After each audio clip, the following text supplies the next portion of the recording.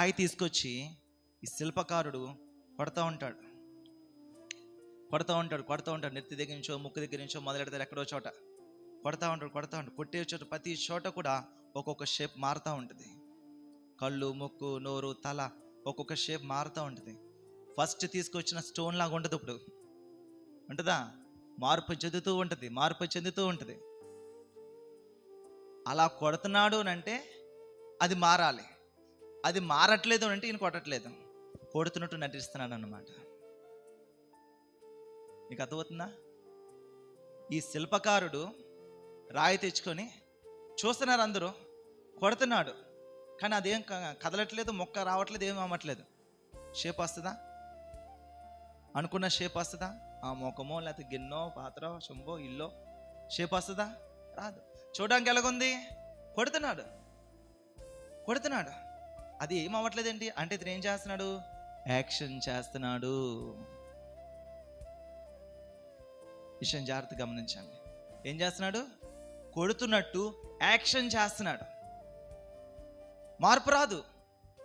అలా యాక్షన్ చేసేంతసేపు, ఎంతసేపు కొట్టినా, ఎన్ని రోజులు కొట్టినా, ఎన్ని సంవత్సరాలు కొట్టినా మార్పు రాదు. ప్రార్థన చేస్తున్నానండి, వాక్యం చదువుతానండి, మందిరానికి వెళ్తున్నానండి. ఇవి ఏవి చేసినా మార్పు కలగట్లేదు అంటే ఏం చేస్తున్నాడు? మనం ప్రార్థన వెళ్ళినా యాక్షన్ చేస్తున్నాము, వాక్యం చదివినా యాక్షన్ చేస్తున్నాము, పరిచర్య చేసినా యాక్షన్ చేస్తున్నాము. జాగ్రత్త, సరిచూసుకోండి. మనల్ని మనం ఆత్మ పరిశీలన చేసుకోవాలి. నేను నమ్మేది ఏంటంటే, నేను ప్రార్థనలోకి వెళ్ళాము అని అంటే, నేను ప్రార్థనలోకి వెళ్ళానో ఖచ్చితంగా ప్రార్థనలో క్రియ జరుగుతుంది. ఎందుకంటే ప్రభు ఉన్నాడు అక్కడ. ఆషామాషి వ్యవహారాలు కాదు, ప్రభు ఉన్నాడు అక్కడ. ప్రభు ఉన్నాడు అని అక్కడ మోకరించాలి. ప్రభు ఉన్నాడని అక్కడ మోకరిస్తే ఖచ్చితంగా ప్రభు అక్కడ ఉంటారు. మారుతుంది అని మీరు ప్రార్థన చేస్తే ఖచ్చితంగా మారిపోదు ఆ పరిస్థితి. కాబట్టి ఏదో మంచి జరుగుద్దిలే, మందిరానికి వస్తే ఏదో మంచి జరుగుద్దిలే, ఈరోజు వాక్యం చదవమో ప్రభు మళ్ళీ శపించేస్తాడేమో, లేకపోతే దీవెన రాదేమో. ఈరోజు వ్యాపారంలో మంచి ఆదాయం రావాలంటే ఏం చేయాలి? పొద్దున్న లేసి ప్రార్థన చేసుకుని వాక్యం చదవాలి. దేనికోసం? ఆదాయం రావడం కోసం. ఇది మాట్లాడడం కోసం కాదు. చూడండి, అదే యాక్షన్ అంటారు.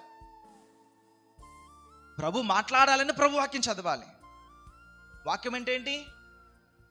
వాక్యం అంటే దేవుడు. ఆది యందు వాక్యం దేవుడే ఉన్నాడు. మరి ఈ వాక్యం చదువుతున్నప్పుడు దేవుడు మాట్లాడాలి కదా. దేవుడు మాట్లాడలేదు, అయితే ఈయనైనా యాక్షన్ చేయాలి, అయితే దేవుడే యాక్షన్ చేయాలి. హల్లెలూయా.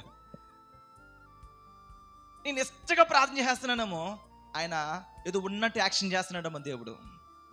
నేను ఇష్టంగా బైబిల్ చదివేస్తున్నామో, ఆయన మాట్లాడాలని, ఆయన మాట్లాడకుండా యాక్షన్ చేస్తున్నాడేమో. ఎవరో ఒకరు ఒప్పుకోవాలి. అయితే నేనైనా యాక్షన్ చేస్తూ ఉండాలి, లేదా ప్రభుని యాక్షన్ చేస్తూ ఉండాలి. అకార్డింగ్ టు వాక్యము, బైబిల్ ప్రకారము ప్రభు యాక్షన్ చేయడు. ఆయన ప్రభు యాక్షన్ చేస్తాడండి. యాక్షన్ చేస్తారా? నేనే, మనమే అంటే సరిపెట్టేసుకుంటున్నాం దాన్ని. ఒక అధ్యాయం ఓకే, 2 అధ్యాయాలు ఓకే, ఈరోజు 3 అధ్యాయాలు ఓకే, అంతే అయిపోయింది. ఆ దీవెన వచ్చేసింది నాకు. రాలేదు. రూపాంతరం చెందాలి. ఖచ్చితంగా ఈ రోజుకు మీరు భోజనం చేయాల్సిన భోజనము మీ ఆత్మకు పెట్టాల్సిందే. అలా పెడితేనే ఆ ఆత్మ వెలుగుతుంది. అలా పెడితేనే నీ ఆత్మ మండుద్ది. ఆ మండినప్పుడే ఆ మంటల్లోకి వచ్చే శోధనలు కాలిపోతాయి. వేడివేడిగా ఉన్న ఆ అన్నంలో లేకపోతే ఆ నీటిలో దగ్గరికి చీమ కాదు కదా, తాచుపాము కూడా దగ్గరికి వెళ్తుందా? వేడివేడిగా మరుగుపోతున్నాయి నీళ్ళు, వెళ్తే తాచుపాము ఎంత భయం. అక్కడ అలా అది పెట్టండి, అమ్మో ఆ సెగకు దూరంగా పారిపోతుంటుంది. ఎందుకు? వేడిగా ఉంది, అది వేడిగా ఉంది. ఆయన దహించు అగ్ని అన్నాడు బైబిల్ సెలవేస్తుంది. దహించు అగ్ని. ఇనుము తీసుకెళ్ళి ఆ మంటల్లో కొర్రలో పెట్టినా, మంటలో ఇనుము మీద పెట్టినా ఇనుము ఏమవుద్ది? ఎర్రగా మరిగిపోద్ది. ఆ మంటలోనే ఆ మరిగినప్పుడు దాన్ని ఎలా కావాలో అలా బెండ్ చేస్తారు. ప్రభు మనతో సమయం గడుపుతున్నాడు. మనం ప్రభుతో సమయం గడుపుతున్నప్పుడు మనం మండుతూ ప్రకాశిస్తాను ఉండాలండి.